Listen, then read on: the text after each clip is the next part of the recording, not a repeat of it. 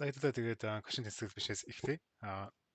За мэдээж анхны тэнцэтгэл биш сурж байгаа хүмүүс кошийн тэнцэтгэл бишээс эхлэхэд ер нь бол жоохон хүнд гэж хэлж болно.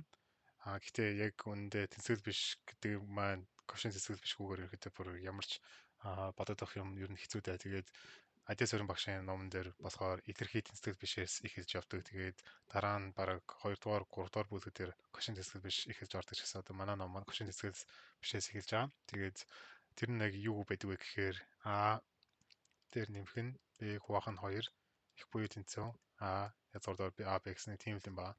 Тэгээ энэ дээр мэдээж А болон Б нь юу хоёлаа тэгээс их буюу тэнцүү тийм бодит тоонууд эерэг бодит тоонууд гэсэн үг ирэхэд.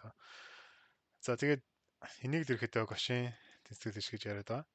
Тэгээд энэ бол ингээд кошийн 2 тооны хувь дахь тэнцэтгэл гэсэн үг. Тэгээ кошийн тэнцэтгэл шиг мэдээж ерөнхийдөө 2 тооноос гадна 3 4 5 6 гэж асууад байгаа хязгааргүй олон тоон дээрсэн биелэх боломжтой байгаа. Гэхдээ олон нөхцөл нь эерэг байх ёстой гэсэн үг.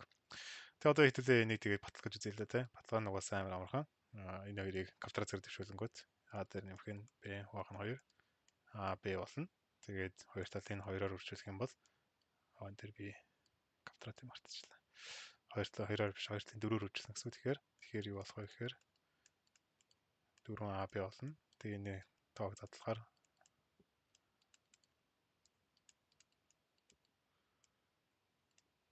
ийм болж байна. Тэгэхээр одоо энэ хоёрыг хоорондоо нэгтгэхээр А квадратаас хасах нь 2 АБ нэмэх нь Б квадрат гээд тэгээ эн чинь мэдээж 7 томьёоны 1 болж байгаа учраас А-гаас нь Б-ийн квадрат нь тэгээс их буюу тэнцүүгээ. За тэгээ энэ ингээд илэрхий үнэн бос таарж байгаа. Яагаад вэ гэхээр ямар ч тооны квадрат тэгээс их буюу тэнцүү байдаг тийм.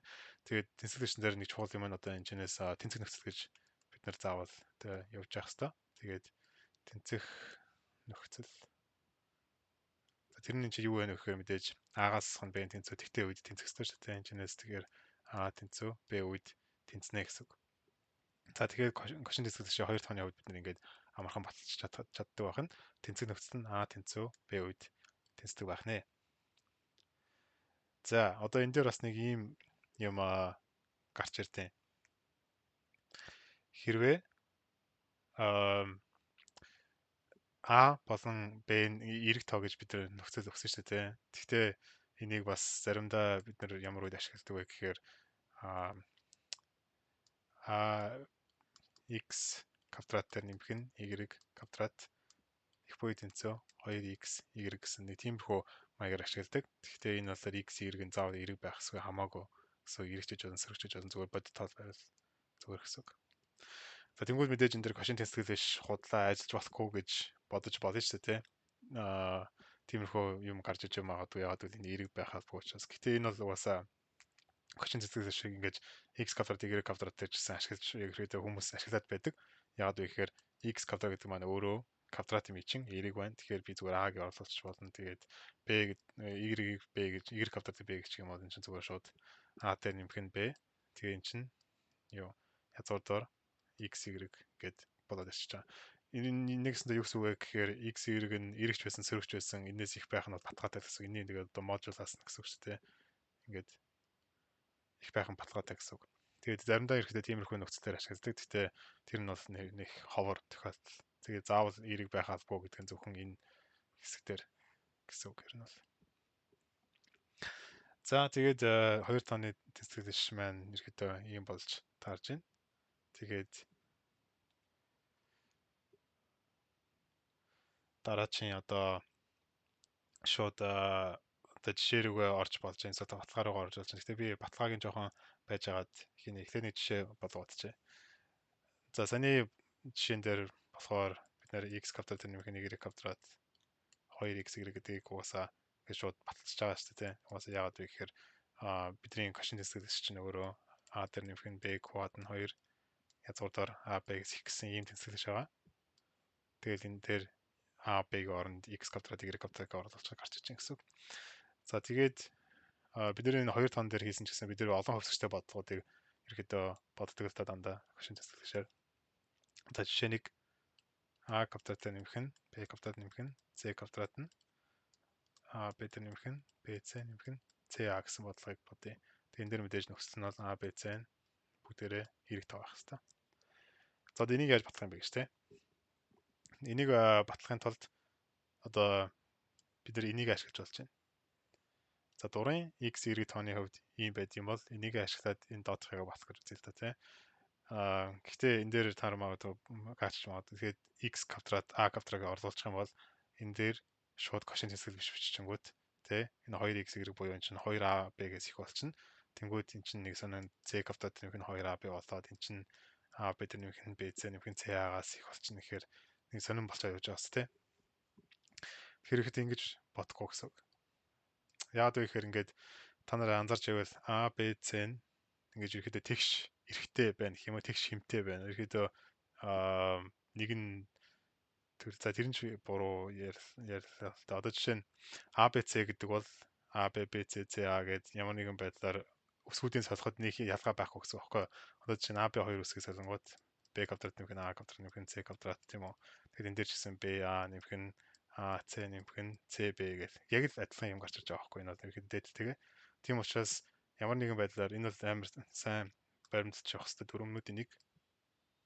Хэрвээ энэ тэнцвэрлэгч чинь иймэрхүү нэг нь одоо нөгөө циклик нэг хөвсчүүдэд сольж болохтай тийм тэг шимтэй байх юм бол та нар ерөөдөө кош бичгтээ аль болох тэг шимтэл бичих хэрэгтэй гэсэн үг. Одоо жишээ нь нэг энэ дээр бичсэн бол те дахиад энэ дээр бичдэг ч юм уу эсвэл энэ AC дээр бичдэг ч юм уу зөвхөн AB дээр бичиж хаяад батлагдана гэж ер нь бараг л байхгүй те. Тийм учраас одоо энийг миний хэлснээр AB дээр бичээ, BC дээр бичээ, CA дээр бичиж үзье тийм үү. За A квадрат нэмэх нь B квадрат маань 2AB-гээс их гэдэг нь бол кошийн цэцтгэл бишээр бид нэр сая батлсан шүү дээ. Тэрнтэй адилхан B квадрат нэмэх нь C квадрат нь 2BC-гээс их. C квадрат нэмэх нь A квадрат нь 2CA-гаас их. Тэгээ бид эднийг бүгднийг нэмчихэд 2a квадрат энэ ч 2 гарч ирнэ. Тэгээд 2b квадрат нэмэх нь 2c квадрат нь 2ab нэмэх нь 2bc нэмэх нь 2ca гэл ингээ гарчиж байгаа хгүй. Тэгээ энийг бид нэр бүгд ингээ хоёрт хуваачингууд манай тэсгэл багш биш маань чи гараад ирчихэж байгаа. За мэдээж тэгээд та нар энийг өөр кошоорч батлах албагүй тий. Өөр батлах арга нь болохоор шууд a-гаас нь b-ийн квадрат нэмэх нь B-гээс нь C-ийн квадрат нэмэх нь C-гээс нь A-гийн квадрат тэгээс их буюу тэнцүү тэгээ мэдээж энэ 2-1 энэ ч байгаад энийг задлангууд яг энэ дээрх хэсгээс гарч ирнэ гэсэн үг. Ингэж баталсан ч болно. Тэгээ мэдээж эн чинь юу тэнцэх нөхцөл нь те энэ кош бичсэн юм чи А тэнцүү Б авах хэвээр энэ кош бичсэн юм чинь Б тэнцүү С авах хэвээр энэ З кош бичсэн юм чинь С тэнцүү А байх хэвээр гэсэн үг. Тэгээ энэний үндсэн дээр А тэнцүү Б тэнцүү С үед манай тэнцдэг нөхцөл нь гарч ирэх нь байх нэ. Тэгээд хэрвээ энэ аргаар батсан бол бас мөн адилхан байна те. Энд чи А тэнцүү Б авах хэвээр Б тэнцүү С авах хэвээр С тэнцүү А авах хэвээр гэсэн бодол гарч ирж байна. За тэгээд манай эхний жишээ нь энэ байна. Тэгээд одоо хэдүүлээ кошийн цэцгэлэгчнийхээ бишийнхээ баталгааг нь хийж үзүүлье.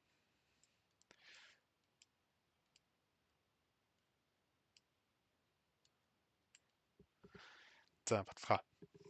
Тэгэхээр бид нэр 2 тооны кошиг болоод хэдийн баталсан. А дээр нэмэх нь B, хот нь 2 язгуурдаар AB гэдэг. За тэгээд энэ олон тоон дэрийг ямар харагддаг юм бэ гэж тий. Тэгээд кошийн цэцгэлэгч би өмнө арай хэлээгүй байх. Зүүн болон одоо баруун тал гэж явж байгаа шүү дээ. За энэ хэсэг нь ингээд зүүн тал нь энэ баруун тал нь. Тэгээд энэ зүүн тал нь юу байдаг вэ гэхээр А, D гэж ярьдаг.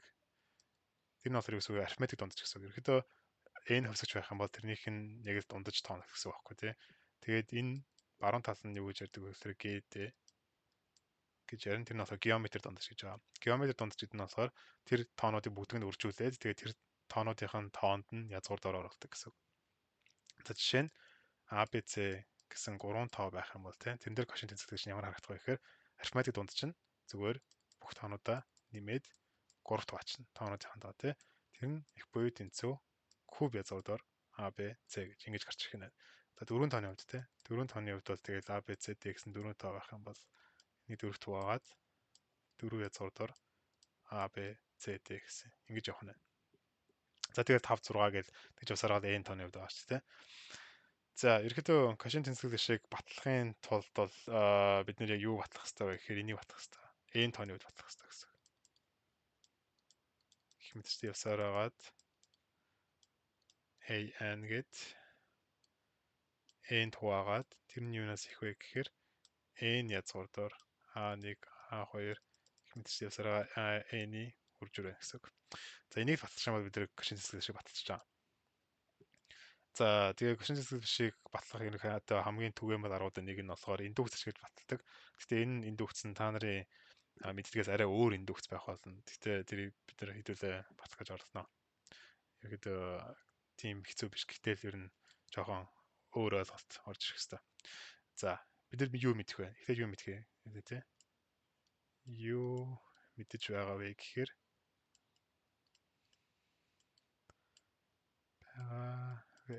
за бид нар юу мэдэж байгаа гэхээр А-д нэмэх нь Б-г хуваах нь 2. Язгуудаар А, Б-гээс их гэдгийг нь бол бид нар мэдэж байгаа. Тэгэхээр 2 тоног Кошийн тэнцэтгэл шиг бид мэдэж байна. За тэгвэл 4 тоног Кошийн тэнцэтгэл шиг баталгаа үзэл та тий. А-д нэмэх нь Б, нэмэх нь С, нэмэх нь Д хуваах нь 4 нь 4 язгуудаар А, Б, С, Д гэж ингэж баталгаа үзье. Алхмаар явъя тийм ээ. За энэ бол ерөөхдөө бараг та нар сайн харж байвал шууд ойлгомжтой байгаа дөө. Тэр нь юу вэ гэхээр хэдүүлээ энэ АБ гэсэн тоог болон CD гэсэн тоон дээр Кошийн тэнцвэртэй ашиглая. За би энэ Кошийн тэнцвэртэй арай жоохон хувиргаад хоёр талын 2-оор үржүүлчих юм бол А дээр нэмэх нь Б, 2 язгуурдаар АБ-гээс их гэж гарч ирнэ. Тэгвэл би яг энийг CD дээр бичээ те. Тэгэх юм бол CD нь 2 язгуурдаар CD-гээс их гэсэн үг. За тэгээ би энийг ашиглаад тийм үү. Энэ зүүн талд байгаагаа багасгая. Одоо жишээ нь ингэж ингэсэн. А дээр нэмэх нь Б, нэмэх нь С, нэмэх нь Д хуваах нь 4 нь. Тэний тэнцвэр шиг боддог хүмүүс ингэж ярьдаг. Зүүн гар тал тэнцвэгээ З гэ Т гэж тэ. Тэнцв энэ байна. Тэгээ би энэ дээр Кошийн тэнцвэр шиг ашиглаж байгаа тийм үү. Кош ашиглаад одоо нэгсэнд энэ хоёр гэсэн үг шүү дээ. Тэгээ би 1 2 гэж. Тэгэх юм бол 2 язгуудаар АБ болно. 2 язгуудаар CD хуваах нь 4 болж гэсэн. Тэгээ энэ дээр болохоор би 1 болон 2-ыг ашигласан тийм энэ дээр. За тэнгуүтээ би энэ хоёрыгоо дахиад өөр хөлсөгчд байна гэдэг төсөөлье тийм. Тэгэхээр X, Y гэдэг ч юм уу тийм. Тэгэх юм бол би тэгээд дахиад Кошийн тэнцвэр биш бичээ л та тийм. За тэр нь яг энэ чи яаж гарч ирэх вэ гэхээр 2AB нэмэх нь 2 CD дээр дахиад энэ хоёрыг хоёр өөр хөвсөгч гэж бодоод Кошийн тэнцвэр бичээ. Тэгэх юм бол 4 биш ээ. 2 язгуур доор 2-ыг үржигнэ. Язгуур доор А үржигнэ, 2-ыг үржигнэ, язгуур доор CD гэж тийм. Тэний үгс үг гэхээр 2 4 язгуур доор А, Б, С, Д болно. Тэгэхээр энэ чинь 2 4 язгуураас гараад 4 болно. Тэгэхээр энэ чинь ингээд язгуурын доор язгуур болохоор 4 А, Б, С, Д болж байна тийм үү. За тэгэхээр би энэ дээр дахиад Кошийн тэнцвэр ашиглая. Тэгээд энийгээ би 3 гэдэг оруулчих. 3 дугаар үр дүн. Тэрүүгээр юу болж байгаа нэхэ 4 язгуур доор 4 А, Б, С, Д хуваах нь 4 буюу 4 4-тэйгээ хурагдаад 4 язгуур доор А, Б, С, Д болж. Тэгээд энэ маань энэ яг баруун гар талтаа яг адилхан болж таарч байгаа. Тийм болохоор ингээд батлагдана. За тэгээд 4 тооны кош бол мөн адилхан бас тэнцвэр нөхцөл нь бас А тэнцвэр Б тэнцвэр С тэнцвэр Д байна тий. Тэр яаж харж байна гэхээр мэдээж энэ чинь харж байгаа гэсэн. Бид энийг ашигласан, нэгийг ашигласан, нэг дээр ашиглаад үнэн байхын тулд А тэнцвэр Б байх хэвээр. 3-2-ыг ашигласан, энийг ашиглахын тулд С Д тэнцвэр байх хэвээр. Тэгээд бид 3-ыг ашигласан. 3-ыг ашиглахын тулд бид энэ хоёр хоорондоо тэнцвэр байх хэвээр гээд тэнцэнээс А тэнцвэр Б тэнцвэр С тэнцвэр Д гэж. За тэгээд угаасаа боломжтой байгаа гэсэн. За тэгэхээр ингээд 4 тооны кошыг баталчлаа тийм үү. 4 тооны кош бол ерөөсөө л ингээд 2 тооны кош 3 удаа ашиглаад гарч ийн гэж ойлгож байна. За тэнгуут одоо бид нэр 4 тооны кошыг баталсан юм бол 3 тооны кошыг баталгаа үзэлттэй. 3 тооны кош чинь А дээр нэмэх нь Б нэмэх нь С А дээр 3 их буй тэнцүү куб язгуудаар А Б С гэж. За энэ 3 тооны кош бол тийм илэрхий харагдахгүй. Яагаад вэ гэхээр 2 хуваагддаг бол айгүй амархан болчиход байгаа зү тий. Жишээ нь 2-ын тооны кошыг ашиг бодсон бид 4-ийн тооны кошыг бодчихлоо. Тэгэхээр 8 тооны кош бол угаасаа ойлгомжтой. 4 тооны кошыг 2 удаа ашиглаад 3 удаа ашиглаад тэгээд шууд гарчин гэсэн үг. Биш ээ 4 тооны кошыг 2 удаа ашиглаад тэгээ 2 тооны кошыг 1 удаа ашиглаад тэгээ гарчин гэсэн үг. За 3 тооны кошиг бол арайч тэгэж амархан бодно гэсэн юм байхгүй. Тэгэхээр энийг бодохдоо бид нэр 4 тооны кошиг ашиглаж бодно. За 4 тооны кош дээр чинь бид нар ийм байгаа шүү дээ. А, Б нэмэх нь С нэмэх нь Д хуваах нь 4 нь 4 язгуурдаар А, Б, С, Д байгаа шүү дээ. За D-гийн оронд орлуулга хийнэ хэдүүлээ. А дээр нэмэх нь Б нэмэх нь С хуваах нь 3 гэсэн орлуулга хийчих. За яа хуваах нь 3 байж байгаа гэдэг тэгээд та нар өөрсдөө очин олох гэж бодно гэхдээ би дараа нь тайлбарлана. За тэгээ орлуулж байна. Тэгэх юм бол юу болж байна? А дээр нэмэх нь Б нэмэх нь С нэмэх нь А дээр нэмэх нь Б нэмэх нь С хуваад нь 3 хуваад нь 4 болно гэсэн үг. Тэр нь их буюу тэнцүү куб язгуудаар А Б С гэсэн. Одоо энийг батлах. Биш ээ. Зөвлөрж байна. Энэ 4 язгуудаар тэгээд А дээр нэмэх нь Б нэмэх нь С хуваад нь 3. За энэ бол үнэн. Яагаад гэвэл 4 тооны кошиг бид нар баталсан учраас. За тэгээд одоо хэдүүлээ юу яа. Нэгээ жоох юм битгий. За яаж имэгдэх вэ гэхээр энэ дээр ч одоо хэдүүлээ бүгдэн дээр нь 3 3 гэсэн хуваар өгөх хэрэгтэй ч тийм.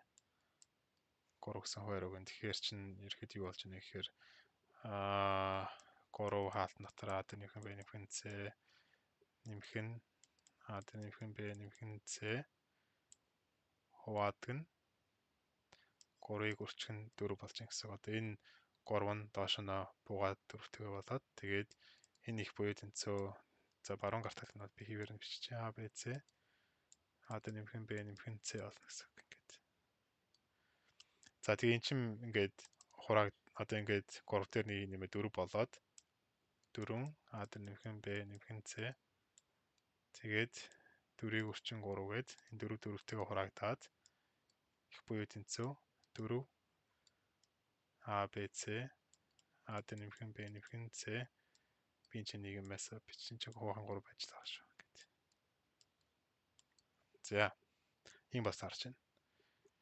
Тэнгүүтээ эн чинь одоо язгууртайгаа бас хураагдаж болох байхгүй одоо А дээр нэмэх нь Б нэмэх нь С гэдэг маань тэрийг сайн харж байвал за энийг зүгээр сайхан яач амар болохын тулд 4 зэрэг төвшүүлж байна хоёр талын. Тэгэх юм бол А дээр нэмэх нь Б нэмэх нь С-ийн 4 зэргийг хуваах нь 3-ын 4 зэрэг нь хитээс их вэ гэхээр зүгээр жирийн А Б С А дээр нэмэх нь Б нэмэх нь С хуваад нь 3 ийм бас таарна. Тэгээд энэ нэг 3 нь энтэйгээ 3 болоод тэгээд энэ дээдх нь тэг урагтаа 3 болоод буюу одоо яг бидний кошийн тэнцэтгэл биш маань бараг л гараад ирлээ гэсэн үг энэ чинь. Хуваад нь 3-ын куб энэ А Б С-гээс их гэсэн үг. За тэгэл энийг мэдээж хоёр талын куб язгуурдаар оруулах юм бол А дээр нэмэх нь Б нэмэх нь С хуваад нь 3 нь А Б С-гээс ингээ их болоод ингэж батлагдаж байгаа юм хэд. За тэгээд энэ зай жоохон шахагдчих та. Гэтэ одоо баруун тишээ хоёрыг агуулчих хаа. За тэгээ ингээ батлагдаж байгаа. За энэ тэгээд би яг яагаад кошин тэнцэтгэл шиг батлахын тулд тэнийг юм шиг 4 тооны кош 3 тооны кошиг ингээ батлаад байна гэхээр энэ яг арга техникийг бид нэр ашиглаж боддог байхгүй юу? Яг бүх одоо тооны хувьд батлахтаа. За та бүхэн энийг анзаарсан бол 4 тооны кошоор 3 тооныхыг баталчлаа шүү дээ. Тэгэхээр нэг өсөнд энийг яг яаж ашиглаж болох вэ гэхээр 8 тооны кошиг та нар баталсан бол 7 тооны кошиг баталж чадна гэсэн үг байхгүй юу? Нэг алхам ухраад яваад байна гэсэн үг. Тэгээд тэр нэг алхам ухарж байгаа юм бол одоо 7 тооны кошиг ашиглаад тийм ээ 6 тооны кошиг баталж болно. 6 тооныг ашиглаад 5 тооны кошиг ашиглаж болно гэсэн үг байхгүй юу? За гэхдээ энийг мэдээж би ярьж байгаа ч гэсэн хэдүүлээ сайхан юу яа та батлах гэж үзье л та. Яг за тэгээд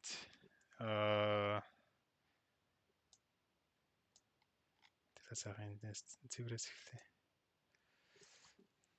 Бид нар одоо болохоор ерөнхий тооны кошиг батлах гэдэг байгаа даа. Нэмэх нь A2 нэмэх нь A3 нэмэх нь AN гээд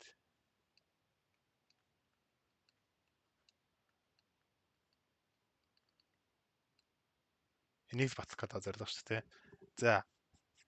За энийг өсөндөө энийг батлахын тулд бид нар юу гэж дүгнэх хэрэгтэй вэ гэхээр энийг аль хэдийн бодсон ингэ бодчих.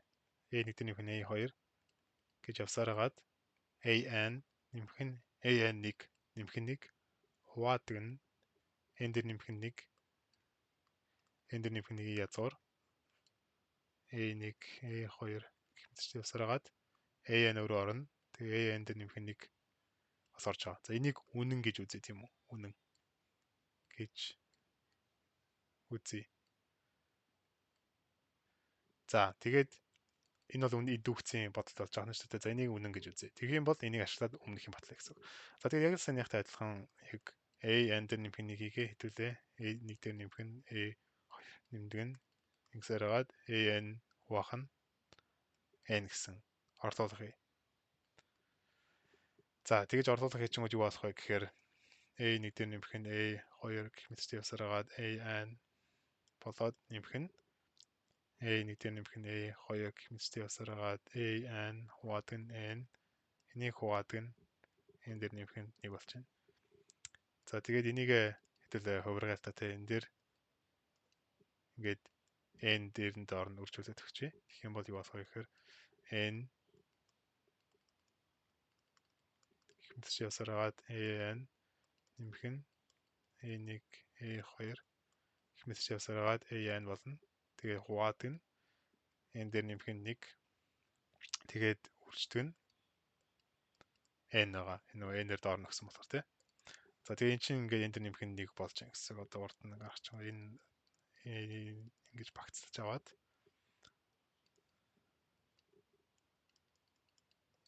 хуваадаг нь N дээр нэмэх нь 1 N гээд энэ чинь хураагдаад тэнцүү A1 A2 AN хуваадаг нь N болж байна. За тэгээ зүүн гар тал нь юм болж байгаа нэ. Z Г Т тэнцүү. За баруун гар тал нь ямар болж байгаа вэ те? За баруун гар тал нь одоо бидний энэ шүү дээ те.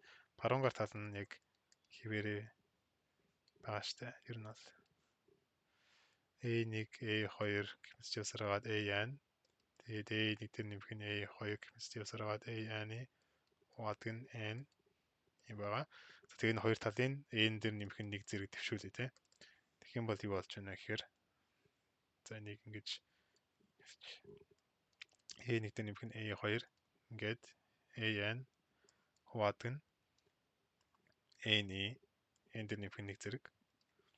Тэнгүүд энэ N дээр нэмэх нь 1 язгуур нь алга болно. A2 AN A1 дээр нэмэх нь гэх мэт шасгаад AN-ийнх нь N-д хуваасан юм байна. За тэгээд энийх нь 1 нь энтэйгээ хураагдчих гэсэн тэр чигээр ерөнхийдөө тэр чигээр хураачдаг. Бас адилхан юм ч тэ.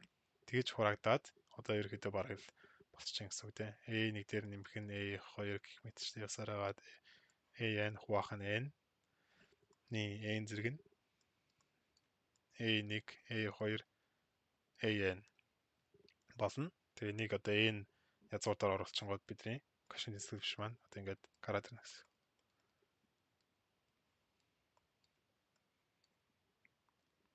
Язгуураар A1 A2 AN. За ингэж батлагддаг байх нэ.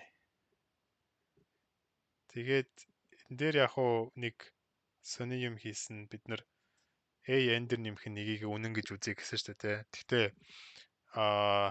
хэрвээ энийг одоо баталчих юм бол одоо бид сая баталсан гэдэг чинь ерөөхдөө N дээр нэмэх нь 1-ээс N-ийг баталчих гэсэн үг. Тэгэхээр бид N-ийг бас мэдж байгаа юм чинь N-ээс 1-ийг баталчихна, N-ээс 2-ыг баталчихна, N-ээс 3-ыг баталчихна гэх мэт чи яваалаа тий. Гэхдээ та нар индукцийн хуулиар чинь ингэж доороос нь дээш явдаг штэ. Одоо ингэж тийм болохоор ингэж хамгийн ихний тохиолдолд батлахыг үнэн гэж үзээд тэгчээ дараа нь цааш явдаг штэ тий. Гэхдээ энэ болохоор бид нар эсрэгээр нь яваад байна. Доороос дээрээсээ доошоо буурч байна тийм үү. Тэгэхээр дээрээсээ доошоо буурж байгаа юм бол бид нар яг энэ дээдлийнх нь яг үнэн гэдэг нь яаж мэдхийн те тэгэх батлах арга байхгүй байгаас те. Гэхдээ тэн дээр нэг зал байгаа гэх юм уу. Тэр нь юу вэ гэхээр хэдүүлээ энийг баталсан шүү дээ угаас хамгийн түрүүнд. Тэгээ энийг ашиглаад бид нар юу баталсан бэ гэхээр 4 тооныхыг баталсан. 4 1 2 3 4 язгуудаар тий. Тэгэд энийг ашиглаад бид нэр 8-ыг бас амархан баталж чадна. 8-ыг. Энийг бас та нар өөрсдөө тушаа үзсэн ч болно. Айгүй амархан. 8-ыг 4 тооны кошийг 2 удаа бичээл. Тэгэл 2 тооны кошийг 1 удаа бичлэх гарч. Тэрнтэй адилхан бид нэг 16-г 32-ыг 64-ыг гэх мэт чи явсаар хагаад 2-ын n зэрэгт ямар ч n зэрэгтэй бид нар бол хамгийн амархан баталж чадах байхгүй юу? Тийм болохоор бид нэр одоо энэ индукцийнхээ энд нэмэх гэсэн нэг гэсэн том тоог баталчлаа гэсэн үг байхгүй нэгэсэндээ бидэрт хязгааргүй одоо хязгааргүй цаашийн ямар нэгэн амар том тоо одоо 2-ын зэрэгтэй том тоог бид кошийн хэсэг шиг баталж чадах нь тэгвэл тэгээд тэрнээс ахуулаад хойш ухраад чадна гэсэн үг байхгүй нэгэсэндээ тэгэхээр ихэд бид нэр кошийн хэсэг шиг бүх тоонд баталсан гэж хэлж ойлгож болно юм нэрнэ. Тэр тэгээд ойлгомжтой болсон баг гэж найдаж байна. Би л энийг анхаараад амар сонин санагдчихсан. Яг л индукцийг дандаа бид нэр дээрээс доороос нь дээш явдаг болохоос дээрээс нь доош ингэж явж байгаа ерөөсөө хараагүй. Тэгээд магадгүй энэ бодолт маань та нарын олимпиадын өөр бодолтууд ч гэсэн ашигтай одоо нөлөөлсөн байх гэж найдаж байна. Зарим ч гэсэн бодлонууд доороо заавал доороос дээш биш дээрээс нь доош ингэж индукц ашиглах юм байна шүү гэдгийг харуулах гэсэн юм аа. За тэгээд энийг ашиглаад хэдүүлээ нэг жишээ бодлого батжээ. Дараагийн жишээ 2 нь юу вэ гэхээр энийг батлах юм байна. 1 дээр нэмэх нь a1, 1 дээр нэмэх нь a2, 1 дээр нэмэх нь a3 гэх мэтчтэй явсаар агаад 1 дээр нэмэх нь an гэдэг нь 2-ын n зэрэгтээс их буюу тэнцүү гэж батлана. Гэхдээ нөхцөл нь болохоор a1, a2, a3 гэх мэтчлэн an тэнцүү 1. Тэгээд дээрэс нь эерэг тоонууд. Эерэг тоонууд. За энийг батлах нь. Тэгээд энийг батлахын тулд энэ үржир 1 гэдгийг ашиглах нь байна. Тэгээд кошийн тэнцвэрлэж ашиглах юм шиг байна тий. Тэгэл ер нь ойлгомжтой байгаа дөө. Тэгээд энийг батлах бас айгүй амархан. Энэ хаалт болгон дээр нь 2 тооны кош юм бичээл болох гэсэн энэ хаалт болгон дээр нь. Тэгэхээр нэг дээр нэмэх нь a1 гэдэг нь 2 язгуур дээр a1-ээс их. Нэг дээр нэмдэг нь a2 гэдэг нь 2 язгуур дээр a2-аас их гэх мэт явсараа нэг дээр нэмэх нь an гэдэг бол 2 язгуур дээр an-ээс их. Тэгээ бид нэр бүгднийг ингээ харгал зөвөржүүлчих тий. Тэгэх юм бол миний зүүн гар талгаараа тэрнэ. Тэгээ тэр нь болохоор юунаас их вэ гэхээр 2-ын n зэрэгт язгуур дээр a1 a2 гэх мэт явсараад an-ээс их. Тэгээ бид нөхцөлөө ашиглах юм бол энэ ч угаасаа 1 шүү дээ. Тэгэхээр 2-ын n зэрэгтээс их гээд тэгэж ингэж батлагдаж байгаамаа. Тэгээ мэдээж тэнцэх нөхцөл нь угаасаа a1 тэнцүү a2 тэнцүү гэх мэт явсараад an тэнцүү 1 үед тэнцэлтэй хүрхнэ. За тэгээд ингээд жишээ бодлого маань ингээд дуусч байгаа юм байна. За тэгвэл хэдүүлээ дахиад нэг ганц жишээ бодчих та. Кошийн хэсэг ашиглаад за жишээ 3. Жишээ 3 дээр болохоор бас түрүүнийхтэй жоохон төстэй ихтэй арай өөр.